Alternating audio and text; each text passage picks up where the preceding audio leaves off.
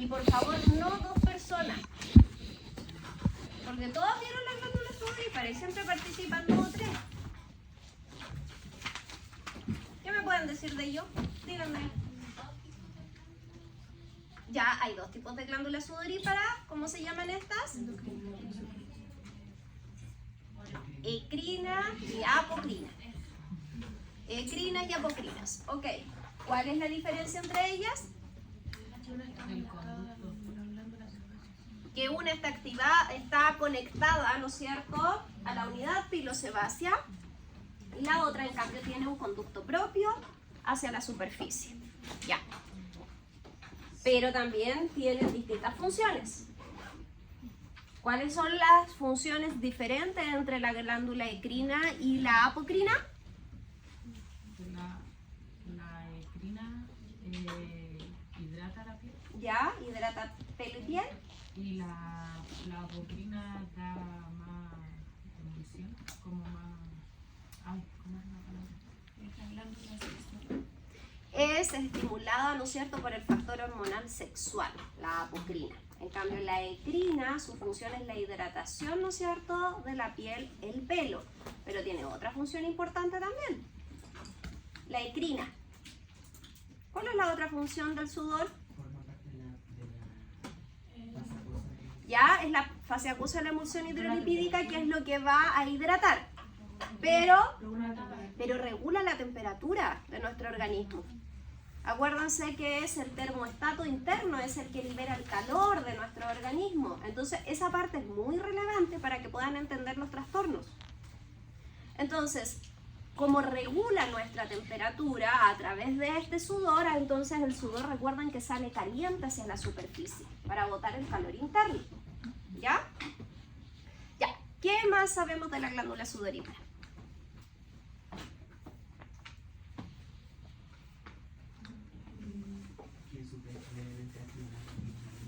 ¿Ya? Importante, que el sudor ecrino, ¿no es cierto?, es el que finalmente determina el tipo de pH que nosotros tenemos. Por los elementos que este contiene, es el que entonces nos entrega esto levemente ácido en la superficie de la piel y va a controlar a los microorganismos. Tiene un flujo intermitente.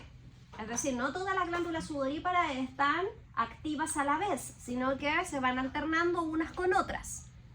¿De dónde se obtiene el material hídrico para producir el sudor? De la sustancia intersticial.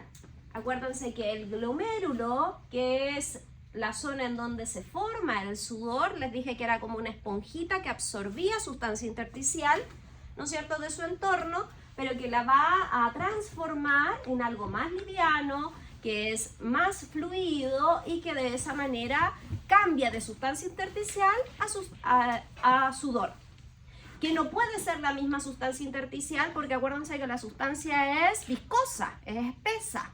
En cambio el sudor es liviano y líquido. Entonces la deja mucho más volátil, más simple. ¿De qué está compuesto el sudor? Sales, ¿sí? ¿Qué más? Minerales. Pero la base del sudor, ¿qué es, pues, chiquilla? 99% de agua y un 1% de sales orgánicas e inorgánicas. Entre ellos tenemos cloruro de sodio, potasio, ácido láctico, aminoácidos. Y todo eso entonces sale hacia el exterior. Al salir hacia el exterior se clasifica que la glándula sudorípara, entonces su secreción es exocrina, porque va hacia afuera. ¿Ok? Acuérdense que las glándulas sudoríparas están ubicadas en la dermis, principalmente en la dermis reticular, y las apocrinas incluso llegan en forma más profunda a hasta la hipodermis. ¿Se acuerdan de todo eso, no? ¿Sí? Ya. La zona de nuestro cuerpo que presentan glándulas sudoríparas. ¿Qué zonas tenemos glándulas sudoríparas? ¿Menos? ¿Dónde más? Exacto. Tenemos glándula sudorípara en todo nuestro cuerpo, pero en la zona en donde se quintuplica, es decir, hay 5 veces más en la palma de las manos y en las plantas de los pies. Y eso en compensación porque ahí no hay glándulas sebáceas. Entonces tenemos muchas más glándulas sudoríparas en estas zonas. ¿Ya? Ahora, eso estamos hablando de la glándula sudorípara ecrina, porque la apocrina se ubica solo en ciertas zonas de nuestro cuerpo, que es la zona genital y la zona axilar y la zona de donde está el pezón. Esas son las zonas que hay glándulas apocrinas, pero en el resto de todo nuestro cuerpo tenemos de las ecrinas. ¿Cuál de esas dos glándulas es de interés estético? La ecrina, porque es la que forma parte de la fase acuosa de la emulsión hidrolipídica. Y acuérdense que la glándula sudorípara apocrina recién se viene a activar en la pubertad. Anteriormente no tenemos sudor apocrino, solo tenemos el ecrino. ¿Qué lo estimula? ¿Qué provoca la estimulación del sudor? Factores nerviosos, ¿no es cierto?, emocionales. El factor hormonal exclusivamente en la apocrina, pero principalmente lo que lo produce y le estimula es la temperatura. ¿Ya? Como regula nuestra temperatura corporal, esto se va a comenzar a activar sobre estos estímulos. Chiquilla, toda esta materia es súper relevante para cuando ustedes den la prueba en el Ceremi. Entonces es importante que siempre la estén recordando para que no se les vaya a olvidar. Ya, con todo eso, hablemos ahora de los trastornos en la glándula. Cuando nosotros hablemos de los trastornos en la glándula sudorípara, nos vamos a referir exclusivamente a la glándula sudorípara ecrina. No vamos a hablar de la apocrina. ¿Por qué? Porque no es de nuestro interés estético. Entonces nos vamos a referir exclusivamente al sudor ecrino. ¿Ya? Y cada vez que existe una alteración en esta glándula, ya sea que hay mucho, poco, falta, ausencia, alteración del sudor, como se conoce en torno general, el nombre completo es hidrosis. Entonces las alteraciones con respecto al sudor le llamamos hidrosis. Se les llama incluso hidrosis funcionales. Ese es el nombre. Entonces, todas las alteraciones van a tener este término. ¿Ok? Si yo tengo mucho sudor, ¿cómo se llamará? Hiperhidrosis. ¿Se entiende? Si tengo poco sudor, ¿cómo se llamará? Hipohidrosis. Quiero que hagan la deducción. ¿Ya? Si yo tengo ausencia de sudor, siempre colocamos una letra antes. Anhidrosis. ¿Se va entendiendo? Pero todo en general se llama hidrosis funcionales. Ahora vamos a estudiar estas hidrosis dividiéndolas en dos. La vamos a dividir de acuerdo a la cantidad y a la calidad. Obviamente que estamos hablando del sudor ecrino.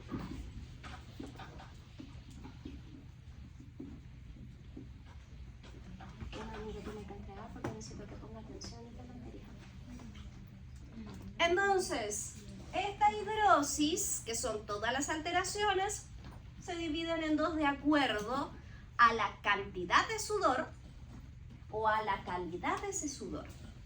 Siempre hablando del sudor ecrino. Partamos hablando por la calidad. Dentro de la cantidad. Dentro de ello vamos a clasificar a una que se llama A. Entonces ya con A sabemos que viene. ¿Qué será? Que no hay sudor, hay ausencia de sudor. Y a este se llama anhidrosis.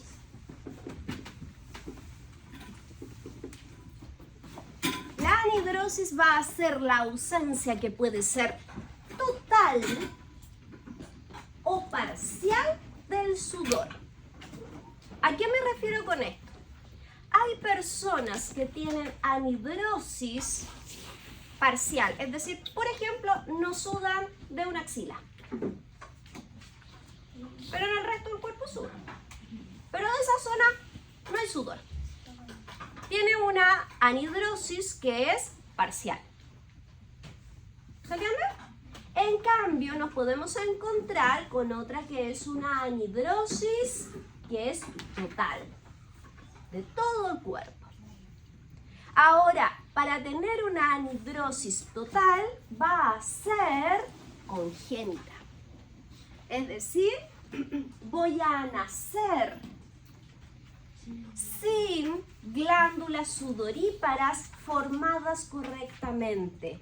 Va a existir una aplasia de las glándulas. ¿Qué quiere decir esto? ¿Que hay una aplasia glandular? Que hay falta de glándulas sudoríparas. O las que están no se formaron completas. Entonces, al no formarse la glándula sudorípara, no va a producir sudor.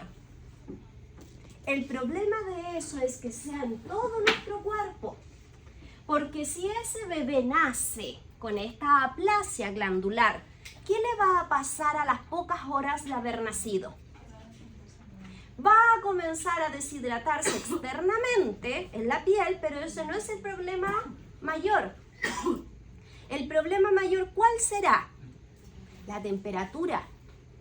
Porque ese recién nacido no va a poder regular temperatura, entonces internamente se va a comenzar a fiebrar.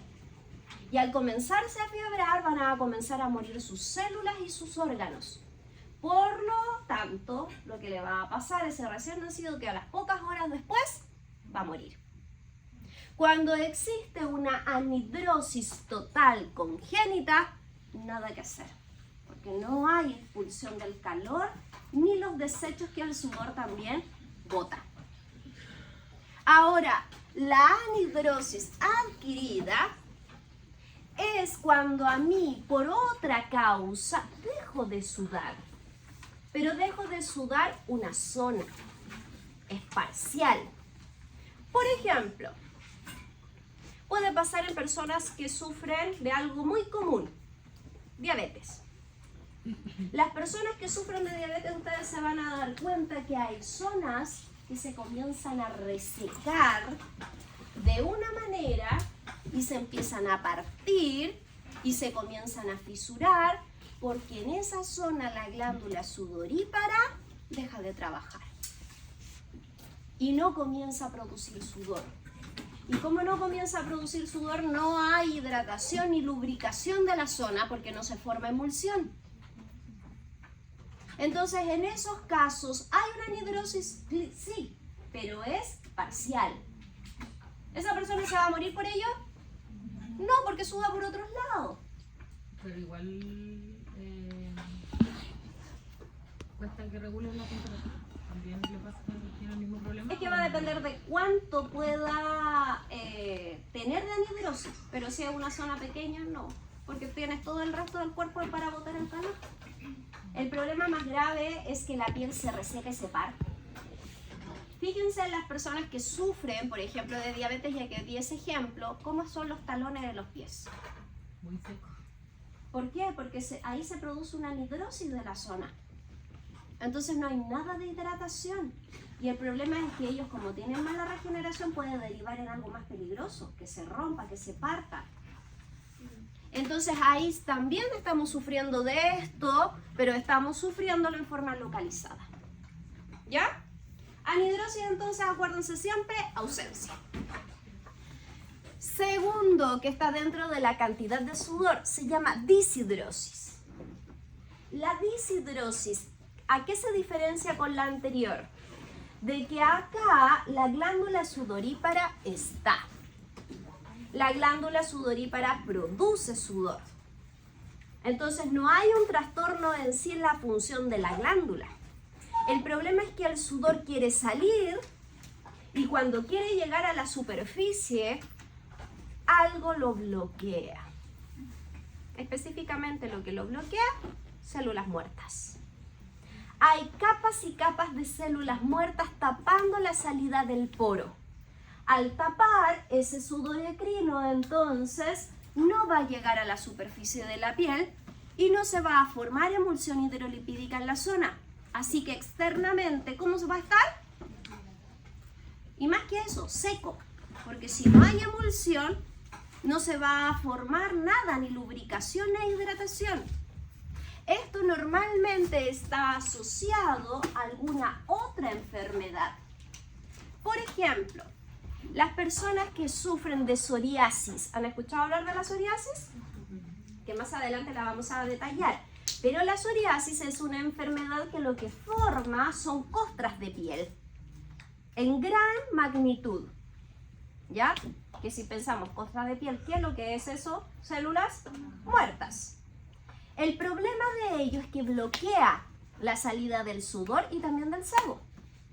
Entonces no se va a formar emulsión y es por eso que esas costras están resecas. Es decir, yo por la psoriasis además puedo sufrir de deshidrosis. Porque hay un taponamiento, ¿no es cierto?, del poro. Hay una más común, que se llama queratosis ciliar, que se presenta acá, sobre todo en la zona de los hombros, que son como granitos rojos, inflamados. ¿Y eso qué es? Que cada poro se queratinizó y no deja escapar ni sudor ni sebo. Y ustedes lo ven rojo, lo ven inflamado y seco. También se puede producir una deshidrosis por esa causa. Pero no es culpa de la glándula produce el sudor. El problema es que él no puede salir. Entonces acá el sudor está retenido. En el anterior había ausencia, en este está bloqueado, retenido el sudor. Esa es la diferencia. Pero en la superficie en ambos se va a ver sequedad. Y esta es más fácil de comprender, hiperhidrosis, y es la más común de todas. Cuando decimos hiperhidrosis estamos hablando de sudoración que es anormal. Ojo con lo que estoy diciendo porque hay personas que sudan mucho, pero no quiere decir que tengan hiperhidrosis. Cuando yo digo que es hiperhidrosis es cuando la sudoración es exageradamente y anormal. ¿Ok? Es decir, estoy sudando sin estimulación. Las personas que sufren de hiperhidrosis no necesitan estímulo térmico ni nervioso. Sudan y sudan y sudan y sudan constantemente. En cambio, una persona normal, por más que yo sude mucho, voy a necesitar la estimulación para sudar. ¿Se entiende? En cambio, una persona con hiperhidrosis está constantemente sudando. Ahora, si esa persona que sufre de hiperhidrosis además tiene estimulación, va a sudar en doble. ¿Ok? Esta hiperhidrosis a veces puede estar asociado a ser un síntoma de otra enfermedad. Por ejemplo, las mujeres en el climaterio, en la menopausia. ¿Se acuerdan que hemos dicho que tienen bochornos? ¿Ya? Es decir, de la nada le aumenta la temperatura de 0 a 100 y se sientan sofocadas. Y eso les puede provocar una hiperhidrosis, que comiencen a sudar excesivamente y se lleguen a mojar. O también puede estar asociado al hipertiroidismo.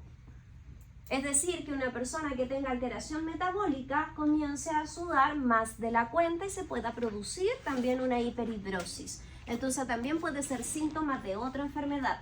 Pero hay personas que sufren de hiperhidrosis sin tener otra enfermedad asociada. Su enfermedad propia es la sudoración excesiva. Y se va a clasificar esta hiperhidrosis de acuerdo a la zona en que se vaya a padecer. Porque normalmente se padece por zonas corporales. Tenemos, por ejemplo, la hiperhidrosis axilar. Chiquillas, recuerden que estoy hablando exclusivamente del sudor ecrino. Y una de las características del sudor ecrino es que el sudor ecrino no tiene ni color ni olor. Entonces, cuando pensemos en una persona con hiperhidrosis axilar, no quiere decir que va a oler, solo que va a estar mojado. El problema es que si ese sudor se mantiene, no se controla, no hay las medidas de higiene, obviamente que si yo tengo humedad y le agrego temperatura, porque la axila tiene medio grado más de temperatura que el resto del cuerpo por el pliegue, zona ganglionar también, si doy calor y humedad, ¿qué va a pasar?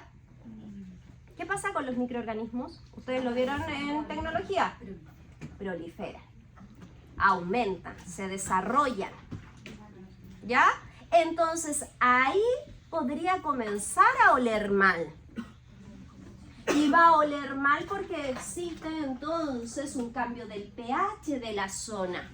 El cambio de pH de la zona va a promover a que los microorganismos más se reproduzcan y existe una descomposición bacteriana. Y ahí es cuando huele.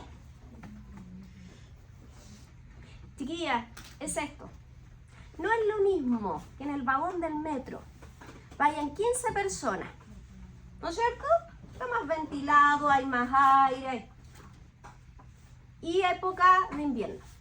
No es lo mismo que en ese vagón de personas que es el mismo tamaño, en época de verano, vayan 100 personas. ¿Va a oler distinto? Porque cada uno va a liberar su propio calor, su propia energía, sus propios olores. Lo mismo va a pasar. No es lo mismo que yo tenga una flora bacteriana aquí y de repente aumente con el mismo tamaño, pero con más temperatura.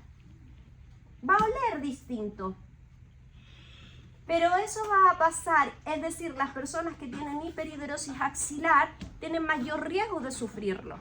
Pero no quiere decir que sí o sí lo tienen, que vaya a oler mal, tienen mayor riesgo de padecerlo. Y una de las cosas que pueden padecer con más habitualidad es que puedan desarrollar procesos micóticos o también abscesos. ¿Qué es una micosis? ¿Qué es una micosis? Porque dije, puede desarrollar micosis. Y nadie me preguntó. ¿Qué es una micosis?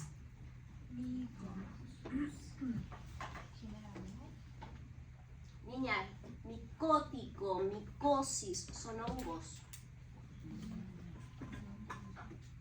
¿Ya? Entonces, si es que ustedes ven que dice micosis, es que está diciendo que puede desarrollarse hongos en la zona. La humedad promueve la reproducción de hongos. Y si está húmedo constantemente en la zona axilar. Ahora, ¿se acuerdan cuando hablamos de los abscesos? Que dijimos que era esta retención de pus formando una cavidad anormal en el tejido. En la zona de la axila es más común que se pueda dar, porque además la zona axilar tiene una desventaja aún mayor, que tiene pelos. Y los pelos, ¿no es cierto?, van a provocar de que el sudor quede retenido. Es por eso que se recomiendan que las personas, sean hombres o mujeres que sufran de hiperhidrosis axilar, saquen el pelo. Porque o si no el pelo va a impregnarse de la humedad y también promueve que los microorganismos más se reproduzcan. Para poder controlar la hiperhidrosis axilar, bueno, tenemos antitranspirantes, que no me sirve el mismo que usa el común de las personas. Voy a tener que utilizar antitranspirantes especiales, con, por ejemplo, un principio activo que ustedes tuvieron que haber hablado, el óxido de zinc. El óxido de zinc es un principio activo. Acuérdense que el zinc es antibacteriano, ¿ya? Y el óxido me ayuda a bloquear la salida de sudor. Entonces, en esos casos ayuda porque no es que va a dejar de sudar, pero va a regular la cantidad de sudor que está produciendo. No me sirve eso mismo en una persona que suda menos, porque ahí sí le puede bloquear por completo y no está bien, si igual hay que sudar. Y también están los desodorantes, que los desodorantes no controlan la sudoración, sino que controlan el aroma, ¿ya? El olor. Ahora también tenemos la hiperhidrosis palmar, que esta es la más común de todos entre los jóvenes. Las personas jóvenes son las que más padecen de esto. A todo esto que en general las hiperhidrosis tienen un origen desconocido. No se sabe el por qué, qué lo provoca, qué hace que en este grupo de personas uno lo tenga. Se dice que puede tener algún factor genético, pero no está comprobado. ¿Ya? Entonces sabemos que el factor emocional agrava el cuadro, pero no es lo que lo origina. ¿Por qué esa glándula se volvió loca produciendo aumento de la sudoración? Genéticamente se cree que tiene un origen hereditario, pero no es el único que podría ser, porque a veces nadie lo tiene en la familia y una persona lo podría llegar a padecer. ¿Tendría sentido que fuera también como una reacción al sistema nervioso? Es que eso es lo que te digo, el sistema nervioso a ti te lo va a agravar, pero no fue lo que te lo originó. Quien lo originó, ¿no es cierto?, es desconocido. Pero sí se sabe que las personas jóvenes son las que más van a producir de este tipo de hiperhidrosis, la palmar. Y ahí está asociado de que a nivel, ¿no es cierto?, juvenil, las personas jóvenes tienen más problemas emocionales. Por eso se les agrava.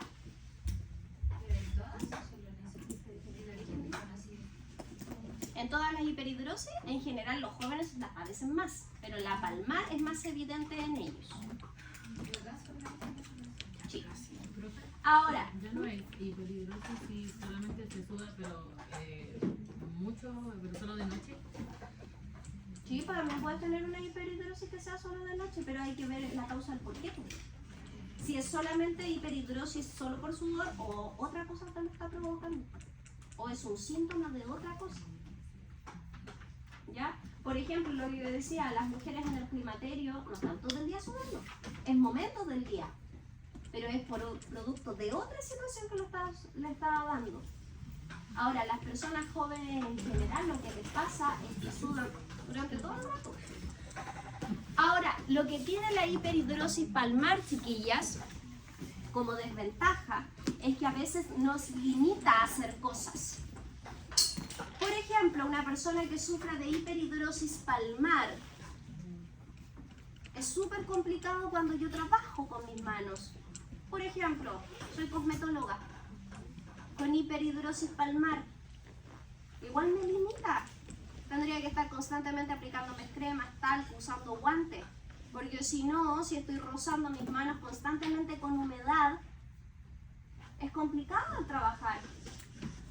No estoy diciendo que no se pueda hacer, pero voy a tener que tomar medidas, ¿no es cierto?, diferentes a lo que una persona común y corriente tendría que hacer. Hay ciertos tipos de hiperhidrosis palmar que incluso todo lo que tocan lo dejan mojado. Entonces también se hace un cuadro limitante. En este caso, ¿qué podemos desarrollar también diferente? De que esta sudoración a nivel de las manos sale con una temperatura fría. Y eso provoca que se enlentece la circulación sanguínea de la zona. La circulación sanguínea en las manos se hace más lenta porque está frío. Entonces toma una coloración media violácea. Y cuando yo les dije, hace un tiempo atrás, se los mencioné, si hay circulación lenta y humedad en el tejido, ambas cosas juntas, promueve a un trastorno que se llama eritema pernio, que les dije que comúnmente se llamaban sabañones. Entonces, las personas que sufren de esto acá podrían provocar, ¿no es cierto?, esos sabañones. Ahora, fíjense en algo distinto, que acá uno no tiene riesgo de sufrir de micosis, o que acá el sudor se transforma igual a mal, a diferencia que acá. ¿Y por qué la diferencia? Ya, porque no tiene pliegues, pero además acá hay ventilación. Acá hay ventilación, el sudor se evapora. En cambio acá el sudor va a quedar retenido. Y acuérdense que hay un poco más de temperatura en el pliegue.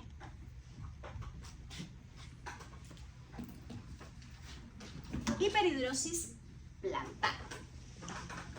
La hiperhidrosis plantar está hablando referente a la zona en que tiene gran número de glándulas sudoríparas, que son los pies.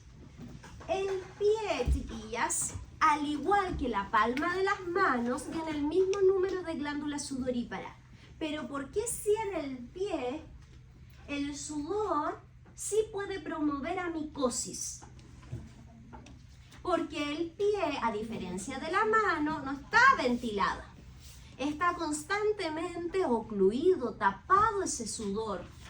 Y ese sudor entonces no se puede evaporar, queda retenido, deja humedad en la zona y eso provoca entonces descomposición bacteriana y comienza el sudor a oler.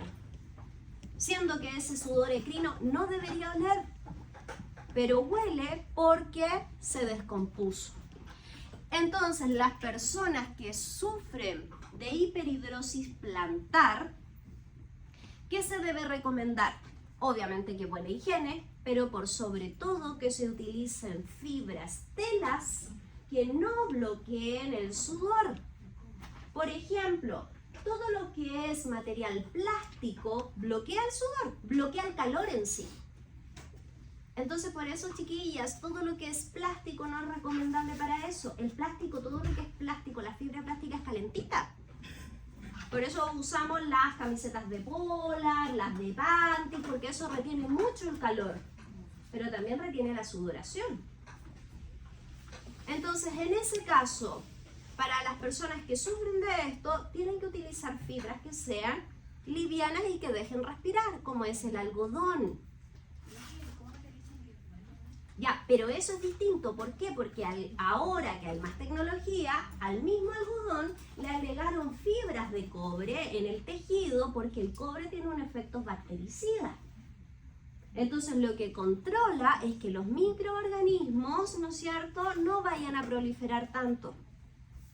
Y por lo mismo no te va a oler tanto. Si huele porque los microorganismos aumentaron. ¿Queda clara?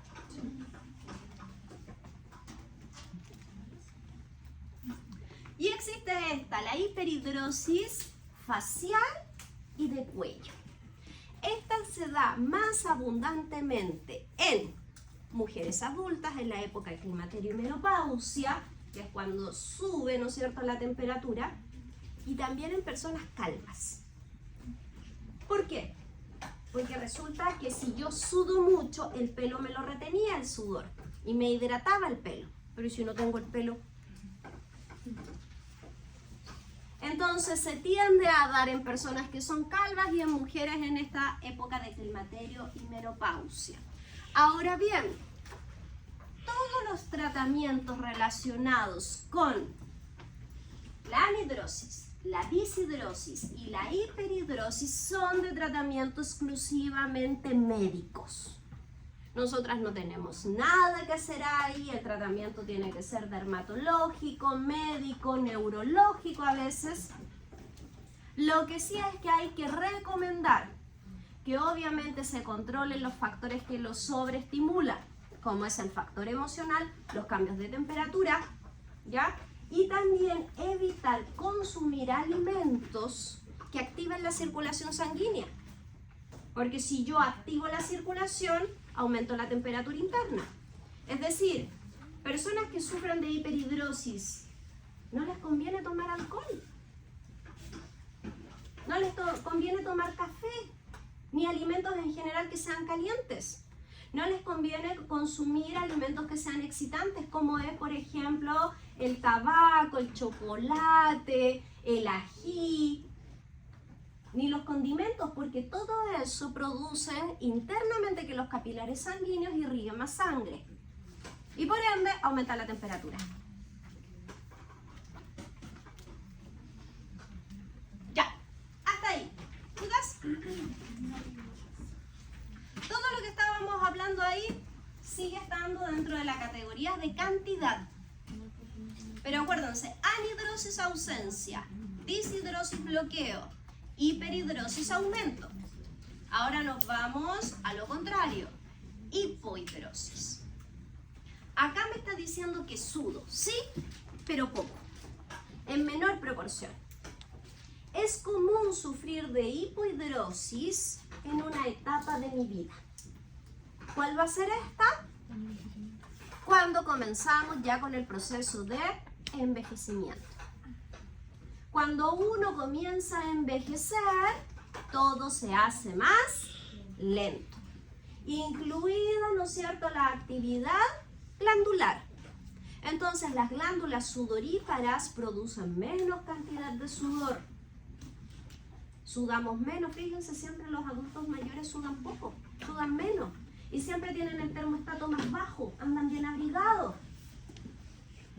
¿Ya? Entonces van a sudar en menor proporción. Por lo mismo, la emulsión hidrolipídica acá afuera, ¿se forma correctamente? No, pues es pobre en agua. Así que las pieles se van a ver deshidratadas. Acá, nosotras tenemos que intervenir. Ya acá, nosotras podemos aportar la hidratación que internamente no se está produciendo del todo. Entonces, este es de interés cosmetológico, estético. Porque si ya que no hay sudoración propia, no hay agua propia, entonces aportémoslas externamente. A través de cosméticos que sean altamente hidratantes, altamente emolientes, humectantes, lubricantes, cosa que retengamos la humedad poca que haya, que no se escape. Pero acá nosotros podemos trabajar en esta etapa, que son las hipohidrosis. Sí podemos tener, ¿no es cierto?, una ayuda para la persona que lo padezca. La hipohidrosis lo que más promueve, chiquillas, es que se comience a la piel a plegar, es decir, a producir arrugas. Ya. ¿Dudas? No. Terminé con la cantidad de sudor. Ahora vamos a hablar de la calidad del sudor. Y solamente es uno. Y se clasifica con el nombre de bromidrosis. La bromidrosis corresponde a que el sudor ecrino huele. Se hace presente porque el sudor ecrino no tenía olor.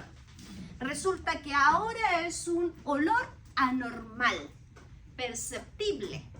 Que ojo, puede ser perceptible de que se siente, solo que se siente, o que además se siente, pero feo, fétido. ¿Se entiende? Estoy diciendo con esto que no todas las bromidrosis huelen mal.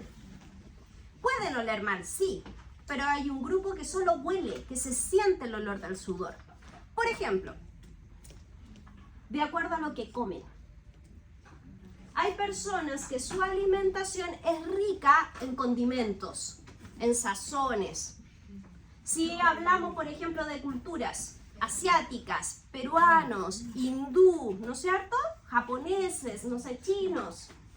Su alimentación es tan rica en especies que ellos tienen un aroma particular. Pero yo no estoy diciendo que huelan mal, sino que huelen diferente. Y huelen de acuerdo a lo que comen. Entonces ahí estamos diciendo que esas personas tienen una bromidrosis. Porque la calidad de su sudor cambia de acuerdo a lo que consumen. Pero no quiere decir que sea fétido, solo que huele diferente. También se puede dar en personas que están tomando gran carga de medicamentos. Y huelen a medicamentos. Si ustedes han visto o han estado cerca de personas, por ejemplo, que están, no sé, en un tratamiento para el cáncer, la bomba de medicamentos que tienen que consumir, ¿no es cierto?, que tienen incorporado en su cuerpo, hace que su pH cambie y huelen a medicamentos. Pero no es un olor fétido, solamente que es un olor diferente al otro que no se debería haber percibido. Y también está pasando por una bromidrosis. ¿Se comprende? A lo mejor un ejemplo más cercano cercano para ustedes aún. Se pegaron un carrete de aquellos. De esos que yo no conozco, pero me han contado que al día domingo fermentan. Y se pueden bañar, se pueden lavar los dientes, pero huelen. ¿Y por qué está pasando eso? ¿Pero por qué pasa que huelen? Ya, pero... obvio, pero se supone que te bañaste, te lavaste los dientes, te lavaste el pelo y sigues oliendo.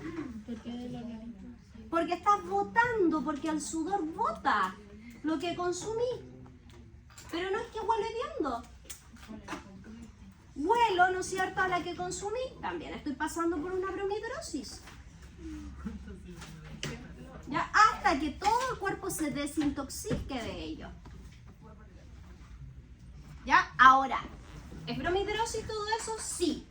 Pero también existe una bromidrosis que sea de mal olor, fétida. Pero esta, cuando es por ello, es por descomposición bacteriana. Entonces, pongan atención a lo que digo. La hiperhidrosis axilar, la hiperhidrosis plantar, también puede provocar una bromidrosis. Porque por tanta sudoración puedo provocar alteración en el pH y que huela mal. Y entonces si ahí tengo mucho sudor y más encima huelo mal, tengo dos cosas. Hiperhidrosis más bromidrosis. ¿Queda claro? En resumen, esta es la tablita que ustedes mismas tienen en el apunte. Cantidad de sudor la dividimos en 4 y cada una con una palabra clave. Si se aprenden esa palabra se van a acordar de todo. Anhidrosis, ausencia, deshidrosis, bloqueo, hiperaumento, hipodisminución. Bromidrosis es con respecto a la calidad del sudor y esto tiene que ver con un olor anormal, perceptible o fétido. ¿Sí? Ya. ¿Qué han escuchado ustedes que sirve para los tratamientos relacionados con las hiperhidrosis? Botox, uno de los que se utiliza. Por ejemplo, ¿han escuchado hablar de eso o no? A ver, para las hiperhidrosis hay que controlar lo que lo provoca. Entonces, para las hiperhidrosis, lo primero que se utiliza van a ser desodorantes, como les dije, específicos, pomadas, talcos o cremas que van a tener óxido de zinc y dióxido de titanio, que es lo que más se utiliza. ¿Ya? Bloquea. Eso es lo que hace, pero no lo va a quitar. Otra función o otra técnica que se utiliza es utilizar corriente. Hay unas maquinitas que se pasan, que es corriente galvánica, que me dan impulsos de corriente a los nervios, que producen que esos nervios que estimulan a la glándula se relajen y puedo sudar menos. La otra forma es el Botox, que chiquillas, uno habla y escucha hablar del Botox, que en sí ese es el nombre comercial, pero el Botox no se creó para lo estético. El Botox se creó para enfermedades, se partió pensando en enfermedades musculares, en espasmo, en Parkinson, después derivó a lo estético. Y una de las cosas en que se utilizaba era aplicar esta toxina que lo que hace es paralizar en las glándulas sudoríparas. Entonces, si yo paralizo la glándula, ¿va a producir sudor? No, o produce menor cantidad de sudor. El problema es que esta toxina se reabsorbe, entonces tampoco es una solución definitiva. Después, a los meses después, se va a tener que volver a inyectar. Y ya la última de todas las opciones es una operación. Esta operación, eso sí, me ayuda y de verdad que se quita la sudoración, pero siempre y cuando la sudoración sea de aquí hacia arriba. Es decir, si sufro de hiperhidrosis palmar, axilar o del rostro. Esta operación, paroxistomía se llama, me cortan unos nerviecitos de acá del costado de las costillas, ¿ya? Esos nervios, al cortarlos, que corresponden a mi sistema nervioso parasimpático, lo cortan y de esa manera dejo de sudar hacia arriba. El problema, ¿cuál es? Es que a veces el organismo busca por dónde botar esa cantidad de sudor y empieza a botar hacia abajo. Entonces, por eso esa es la última opción entre todas, porque además es agresiva. ¿Ya? Control acumulativo la próxima semana, entonces, desde la página 0 hasta hoy día. La 2.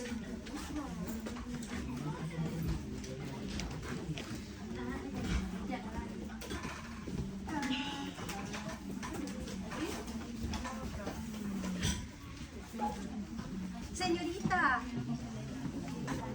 no se cayó.